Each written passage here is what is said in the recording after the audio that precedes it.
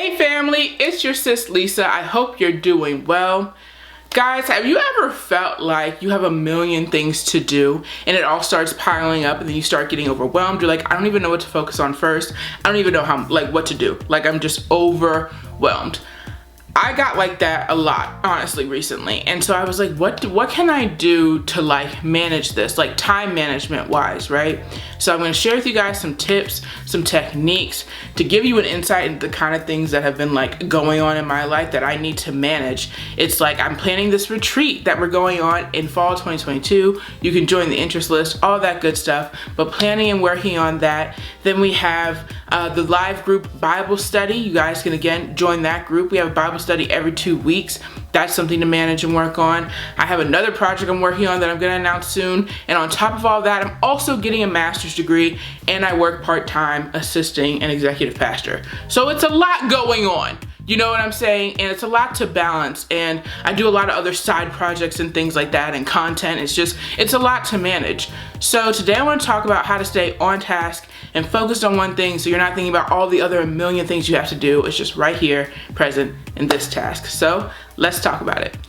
The main thing we're going to be talking about today is the Pomodoro Technique. This thing has been revolutionizing the game in terms of focus, productivity, studying, everything I need to do. So basically what it is, it's founded by this man in the late 1980s. And basically what he did was he set this like clock timer he had that looked like a tomato for 25 minutes. Then he would do a task. And now it's a whole thing. It blew up and here we are. So basically what you do is you set a timer for 25 minutes. For that 25 minutes, you don't look at the timer, you focus on one task, one specific task. So for me, when I'm studying, okay, I'm going to read this for 25 minutes, or I'm going to write this paper for 25 minutes. After the 25 minutes is up, you take a 5-minute break or a 10-minute break. The 5-minute break is like a short break, 10-minute break is like a longer break. After that, you do another Pomodoro, and you do this 4 times. So 25 minutes break, 25 minutes break, 25 minutes break, 25 minutes break, 25 minutes break. That kind of thing, 4 times. I may have said it 5, but I meant 4. That's how you do it. And then after the 4th round, you take a 15 to 30 minute break if you're not done with your task for the day or whatever one task you decided to do. Now, the importance of this is that you really dedicate your time to that one thing. You have to set your mind on, for these 25 minutes, I'm going to work on this thing.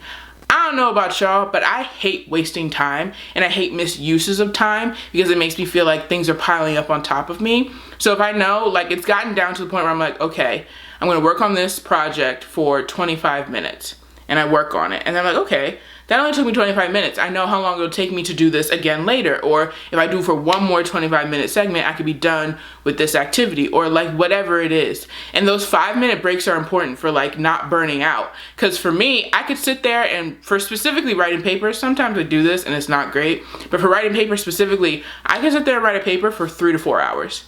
No problem. But it is a problem because one, you know, blue light and all that. I have blue light glasses, but you shouldn't be staring at a computer screen for 4 hours.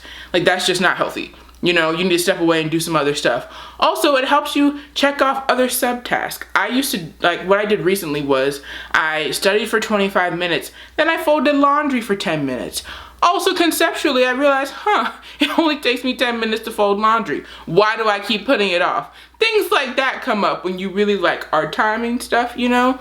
And it also just keeps you on a schedule.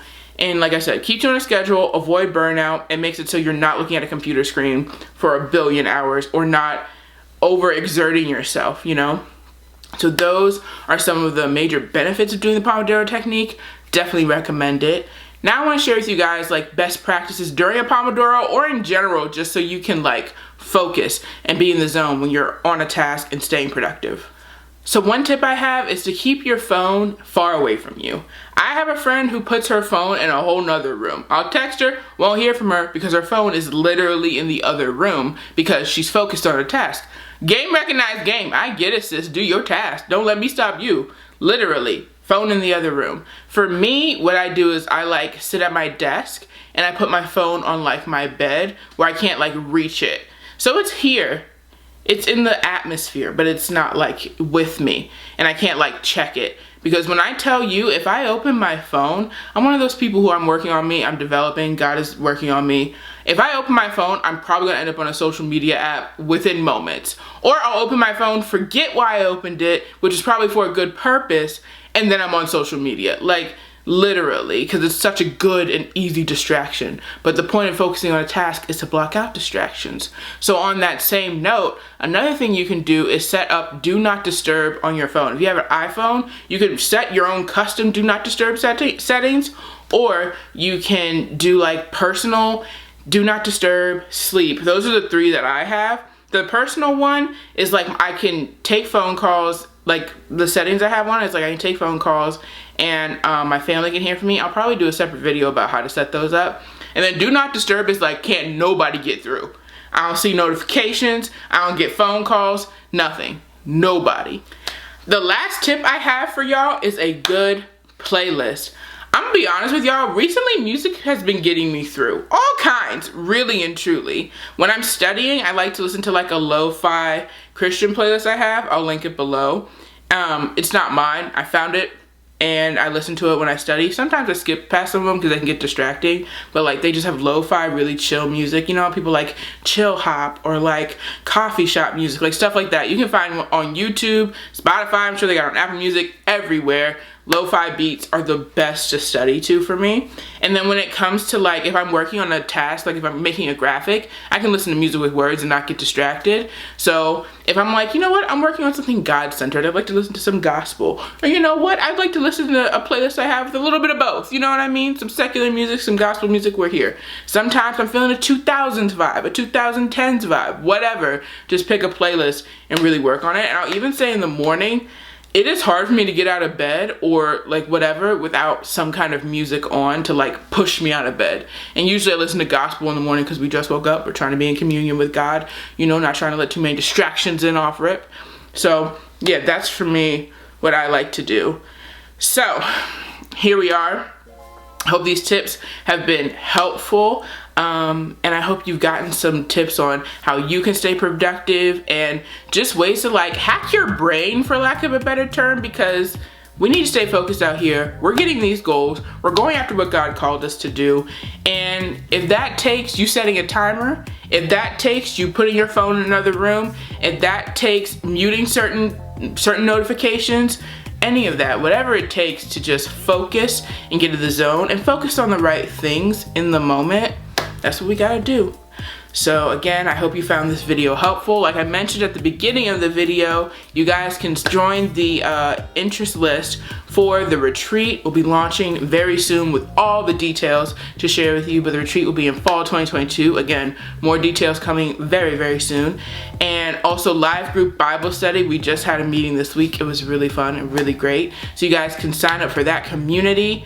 And I'm so thankful for those people, like truly. We have such a good time in Bible study. This week we really connected and got to really be on the same page about things. So if you're looking for community, I highly recommend it. If you're just looking to talk about God and you don't get enough of that, we're here. If you do get enough of it and you want some more, we're here. Either way, we're here. We want to be in community. We want to get to know each other. We want to grow.